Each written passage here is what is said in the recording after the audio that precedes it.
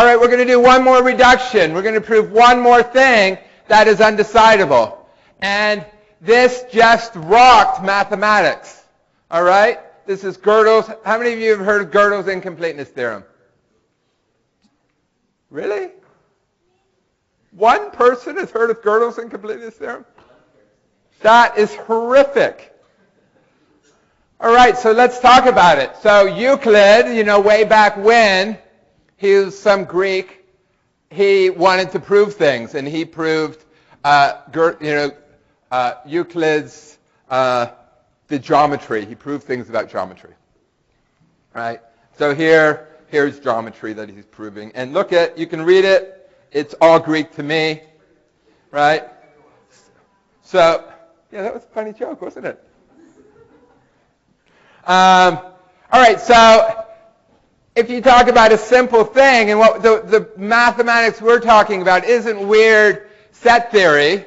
We're going to just talk about simple first-order statements. For all x, there exists the y such that x plus y equals 7, right? Is that true or not true?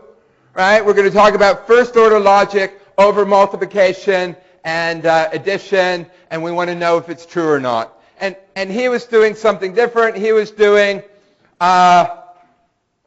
geometry, right?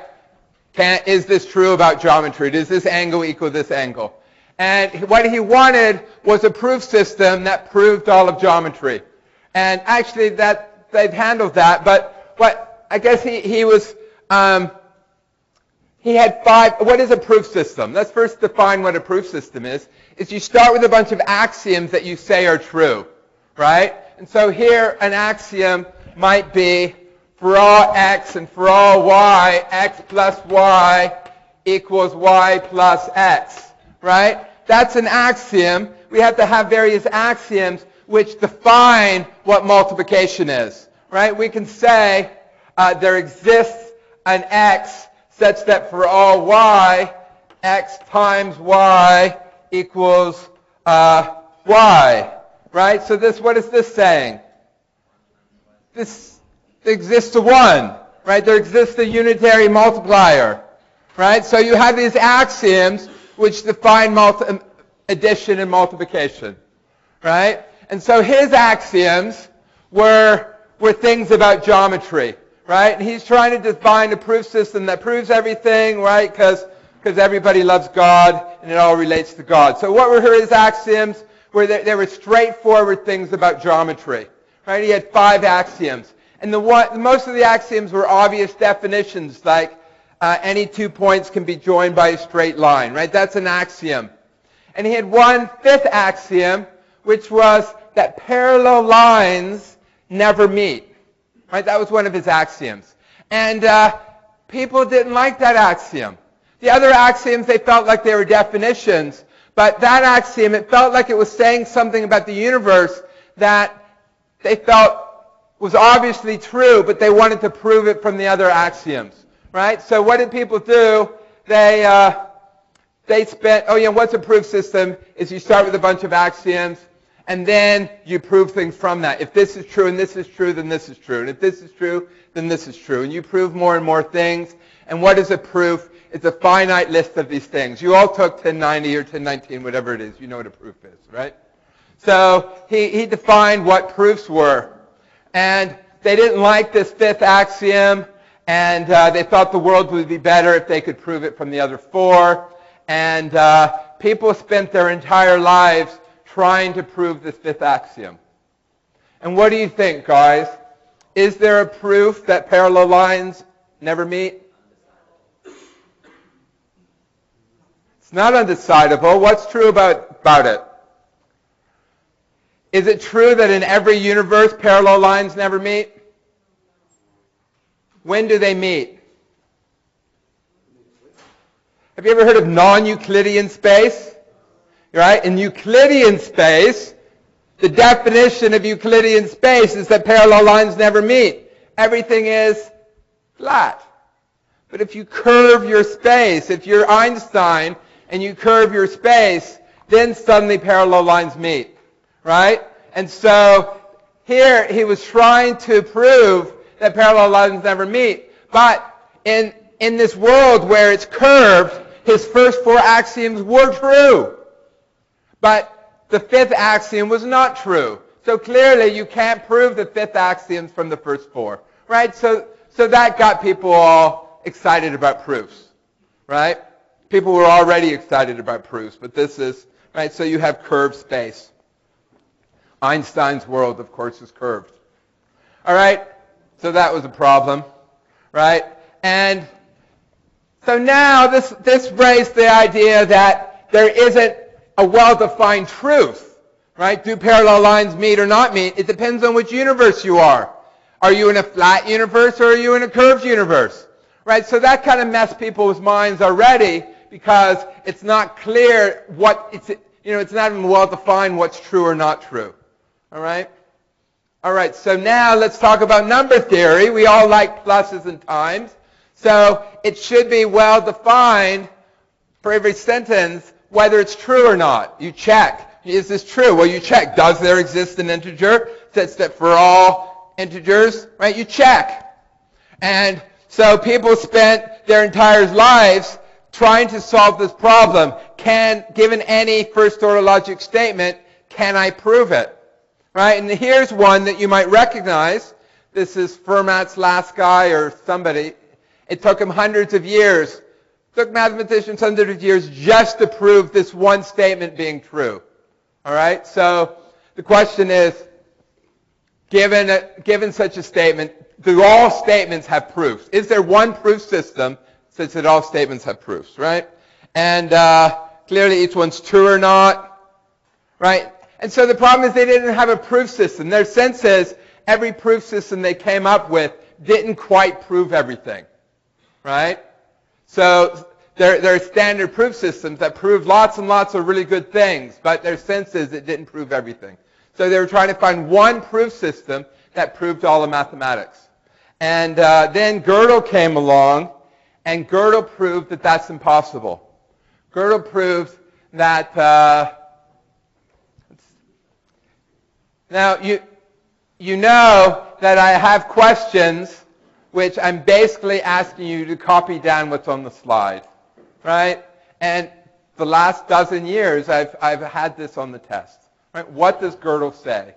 Gödel says, for every proof system S, right, you give me a proof system. What's a proof system? It's a bunch of axioms, has a bunch of rules. The rules say, if these are true, then this is true, then this is true. It's a finite proof system, so it has a finite number of axioms, a finite number of rules. Right? For every proof system, there exists a first-order statement like this about for alls and times, such that this proof system doesn't correctly prove this sentence. Maybe it proves it's false when it's true, or it proves it's true when it's false, or maybe it doesn't have a proof for it at all. Right? Everybody follow this statement? It says, you give me a proof, and we play the first-order game. You give me a proof system, I'll find a first-order logic statement for which your proof system gives me the wrong answer. Does it sound familiar? It's exactly like the whole computation thing. Right? So Gödel proves this well before Turing. Right? So what Turing did was exciting, but he was really working on the shoulders of Gödel. Gödel proved this first.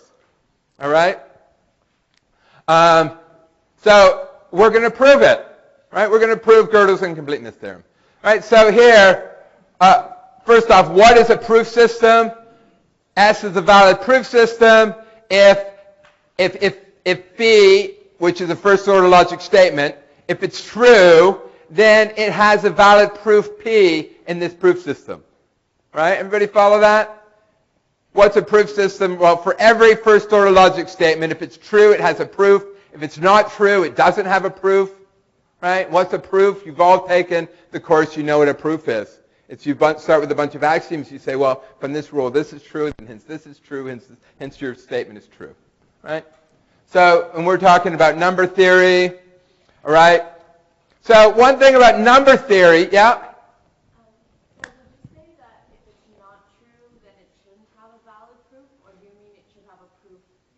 Should have a proof for the complement. Right. And I didn't really say that, but it's kind of built into, I'm saying for every phi, so I'm talking about the complement true, right? So if it's not true, so the other thing that's implied here is a thing called the excluded middle, that every sentence is either true or its complement is true, right? So here, if we say if it's true, then it needs a proof. Well, if it's not true, then its complement is true, and hence its complement has a proof, right? All right, so here, so this is what Gödel noticed, is even though Gödel really was, I think, of the stream of people like Turing, Gödel was the most amazing. All right, so he noticed that even though this is talking about integers, we can encode into these integers binary strings. And with binary strings, we can encode proofs, and we can code sentences, and we can talk about those sentences. We can make statements, encode, right, just like we did a few minutes ago. We encoded in a string, this Turing machine halts, right? We can encode things. And here, what Gödel's doing is he's encoding in these integers statements like, here's a statement phi, and what does phi say? Phi says P is a proof system in the math, is a proof system of the statement I in proof system S, right?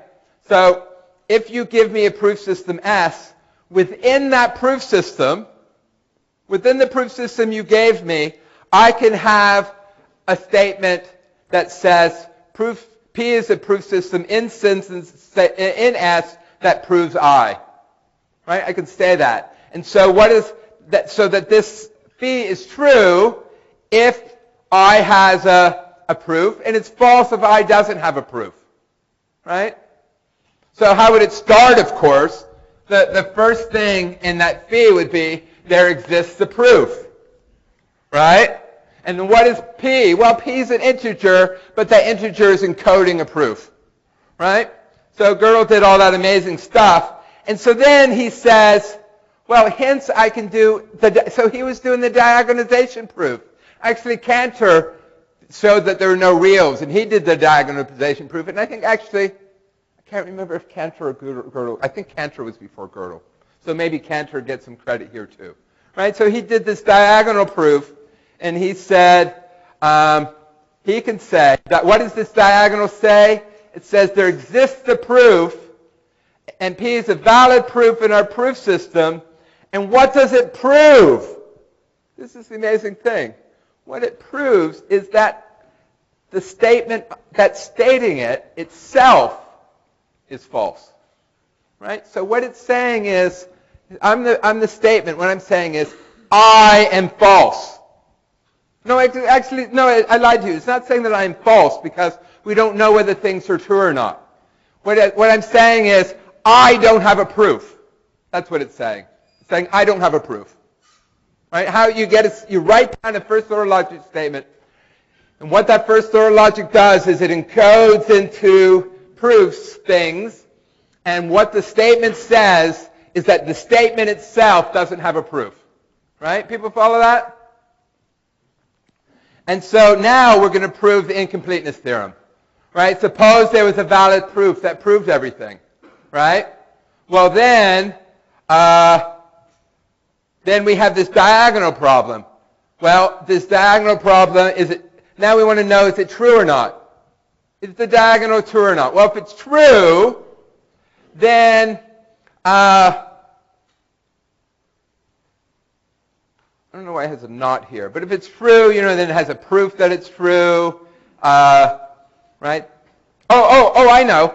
If it's true, what does it say? What does true mean?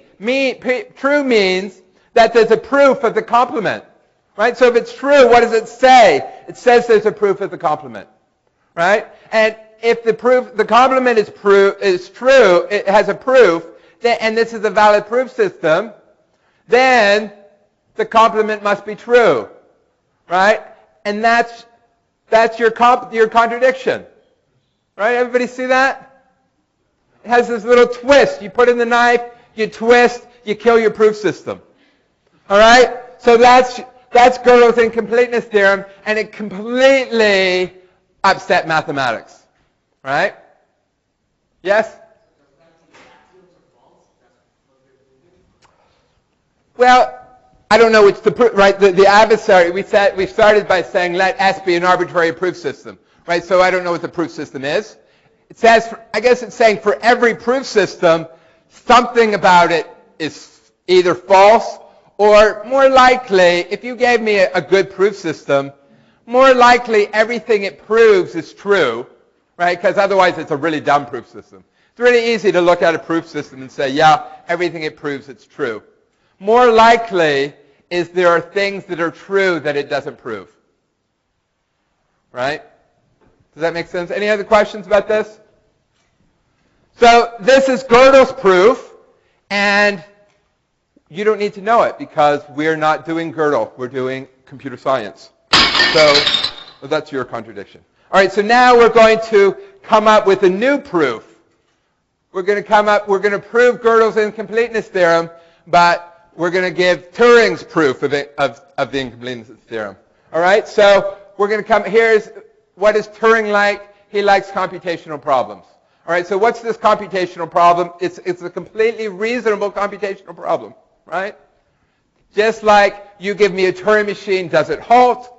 Now it is, you give me a statement in first order logic like this, and I have to tell you whether it's true or not, right? We want to automate, we want to put all mathematicians out of jobs, right? Remember we said with machine learning, it's going to put the lawyers out of jobs, it's going to put the doctors out of jobs. Is it going to put mathematicians out of jobs, right? Well, it might, because you could get a machine learning thing that's better at mathematics than every human. But you won't get one who can solve this problem. Here's a problem that it won't be able to solve, right? Given a first order logic statement, you want to know, is it true or not? Everybody understand the problem? All right. So, suppose we're going to now prove we're going to try to prove this again. Is there a valid proof system, right? So if there's a valid proof system, then if you have a proof of phi, then that proof witnesses the fact that phi is true, right? And if you have a proof of not phi, then that witnesses the fact that phi is false, right? So what does a proof system give us? It gives us finite proofs that things are true or false, right? All right, so I'm going to now give you, if you have a proof system, I'm going to give you an algorithm for this problem, right? And what is the algorithm going to do? Well, here's number theory, right? We're going to say, how do you do a reduction? Suppose you have an algorithm that solves the phi problem, the is it true problem. You give me a Turing machine and an input. I want to know, does it halt? Right? What I'm going to do is I can encode in a statement here that M halts on I. Right? I can encode that into a first order logic statement. Right? And so that then tells me that the math truth problem is at least as hard as the halting problem. Right? We're going to do this reduction. This tells me that the math problem is at least as hard, but we know the halting problem is undecidable. So the math truth is undecidable, right? Well, now in this remaining space, we're going to prove Gödel's incompleteness theorem. If S is a valid proof system, then I can come up with an algorithm to solve the math truth problem, right? A valid proof system gives me an algorithm, right? But there's no algorithm, right? And that's our contradiction.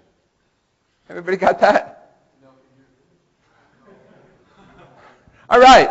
So we are going to repeat it. This is just an overview slide.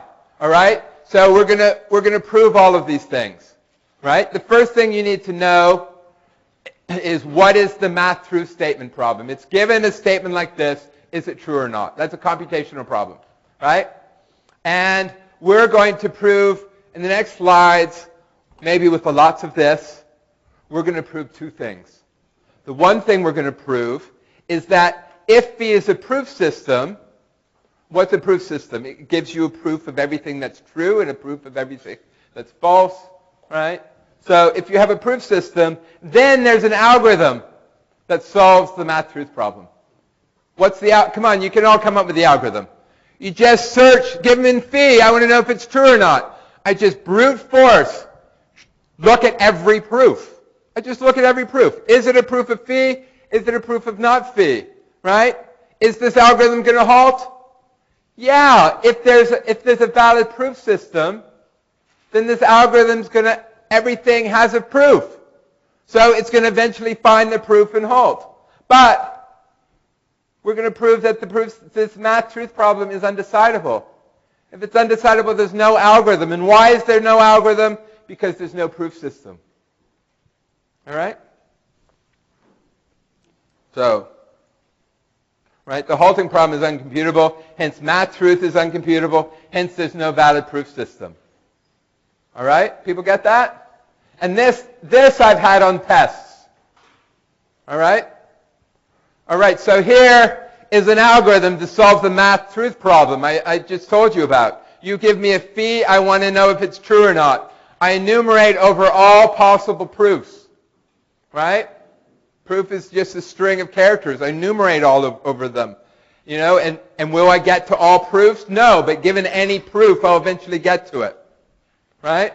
And then, if it's a proof of phi or not phi, I stop. Right? There's an algorithm. Does this algorithm work? Well, if S is a valid proof system, then it says that everything has a proof. And so this algorithm works. Right? Does that make sense? Everybody following this? If I have a proof system that proves everything, then the algorithm of just searching for proofs proves that it, right? It says if it's true, I find a proof that it's true. If it's false, I find a proof that its negation is true. Right? Are people sort of following? Right? The big picture here. Right? But this should remind you of the halting problem. Right? What happens if I give you a phi that doesn't have it and its negation don't have proofs? Then what will this algorithm do?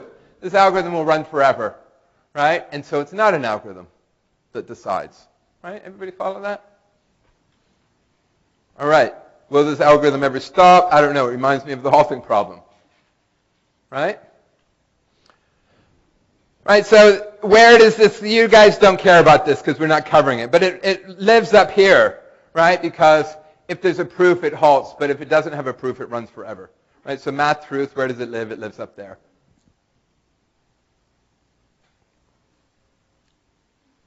All right, let's not worry. Oh, so we're going to prove that actually math truth lives up here, right? That there's no algorithm for it. All right, so now we're going to do a reduction, all right? Our last reduction of the course. Right? And I haven't, for this set of slides, I haven't pushed things below the purple line. All right? So what we're going to do instead is we're going to just go fast through the slides, and you'll see what's happening. But we won't get all the details. All right? So what do we want to do? Suppose you have an algorithm for the proof problem. Given a phi, it tells you whether it's true or not. What do we want? We want an algorithm for the halting problem. What we're given, an M and an I, we want to know, does M halt on I, right? I write down a first-order logic statement that is true if M halts on I. What it says is, in fact, it says there exists, we're going to do it later, exists a halting computation, right? So it tells us whether it's true or not, it tells us whether it halts or not. Everybody good with that? So we have to do the reduction. So we're given a Turing machine and an M, and we want to write down a first-order logic statement that says M halts on I, right? So how do we do it? It's going to start with, there exists a C. Well, what is C? Well, it's an integer, right? But it's going to encode a halting computation of M on I, right? So our first-order logic is going to say there exists a C, and then we have to write down somehow that C is an integer that encodes a halting computation. Right? Yeah, more or less? Right. So How do we encode a halting computation? Well, we have time steps. Here's a halting computation. What does it look like? We have here our time steps. Here's our states, what state you're in at every time step. Here's what's the contents of the tape at every time step. Here's the location of the head at every time step. Right? So this is an accepting computation. It starts with the start state. It ends with, everybody with an accept everybody got this? Right? So we're going to encode this. Right? Well, we have to encode it in binary. Well, instead of encoding it in binary, let's encode it in ASCII or in, right? So I'm going to, all the head locations, I'm going to stick in a 2, right? And now I need to separate these blocks. So I put 4s over there and 3s over there to separate the blocks, right? And then I need to make and I remove the commas, right? The commas don't do us any good. We just remove them, right? And then we stick it all together. Bang. What do you got? You got a big integer, right? We encoded the computation as an integer, right? And so now we have to have the statement, this integer encodes a halting computation. What do we have to say? Well, the initial configuration is of M on input I. We have to say for every time step, it makes a legal step. We have to say the final computation and final configuration is a halting computation, right? We have to be able to say those things. So let's do the time step one. Why? Because it's the hardest. What do we have to do? We have to say it every time step. Well, the hard thing about saying every time step is if you say time 380, I have to find where the configuration is for time step 380. And I don't know how to do that, right? I don't have to say where it is. But instead what we're going to say is for every indexes, here's a bunch of indexes. And what do I know about these indexes? Well, each I indexes a 4, each J indexes a 3, each K indexes a 2, and everything for all locations in between those, they're either 0 or 1s. Right? So what we're doing is we're grabbing 2 consecutive, right? And then we're going to cut out pieces. We're going to cut out from that guy to that guy, and and how do you cut out? How do you cut out? Well, we know how to multiply, so basically we know how to divide, right? We can take our computation, and we can divide by 2 to the j, and what does that do for us? That kills everything up to a certain place, right? And then we subtract, and anyway, basically, you can do the math to cut out these little pieces, right? And so you can cut out where's the head? What state are you in? What is the contents of the tape? You can cut out those pieces, right? And then you can say, hey, is this following what the Turing machine's doing, right? So we won't go into all these details, but you can imagine it, and that is everything, right? Everybody kind of get that? So what have I put on tests before? I've said, what does Gödel's incompleteness say? And you need to say, for every finite proof system, there exists a statement in first order logic phi that the proof system gives the wrong answer for, right? Or doesn't prove at all, right? You have to say that. Oops, I hate it when I push the in button.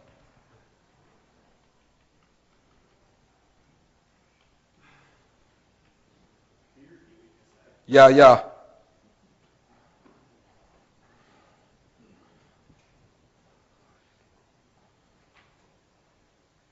Well, let's do this one. How do you prove the incompleteness theorem? You say, well, what do I think that anybody in computer science should know? I think you should know what is a proof system, and why should you know it? It's, well, you took 1090 or whatever, 1019. You should know what a proof system is. It has a finite bunch of axioms, and anything that's true should have a proof. It has what is a proof? It's a finite string that tells you things are true, right? You should know that. You should know about first order logic, right? We spent so much time on first order logic. Then the computational problem, given math truth, what is it? Given a phi, does it have a proof or does it not have a proof? Right? Is it true? No. Does it have a proof or not have a proof? That's computable. Sorry, what's not computable? Given a phi, is it true or not? Right? And what we're saying, if you have a valid proof system, then you can enumerate all proofs and find out whether math truth is true or not. Right? But we did a reduction to the halting problem to prove that if math truth is true, then the halting problem is true. The halting problem, oh, that's so loud. Halting problem's not true, right? And so that's it. Do we have, what do we have here? We got more slides.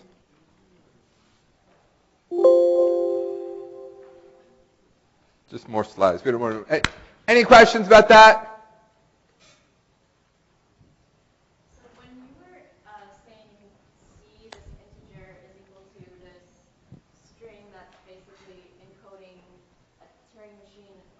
Computation, yeah. And then did you say that the last part of it, surrounded by hashes, is the accepted solution that we're comparing to? Or an accepting string that we're comparing to?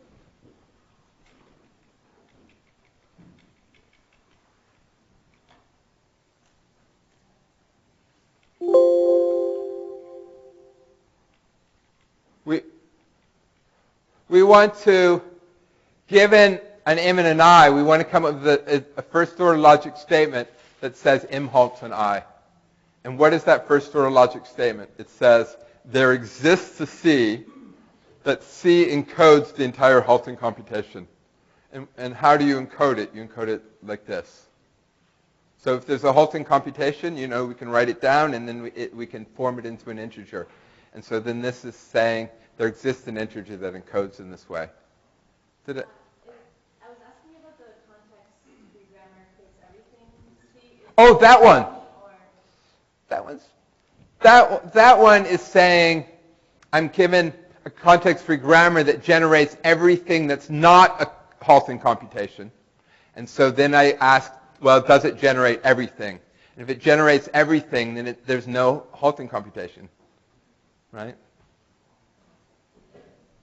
Any other questions? Somewhere there's a nice clean paragraph about what you should have learned here. And you guys go home and think about it, and we'll have a review class, and we'll review it. All right? Any questions about it now? All right, we're just flying through this material, so what's next? We have one last topic. And this topic takes me about an hour and a half to do. And so then we'll be done the course. And then we'll have, what, 2 or 3 classes left?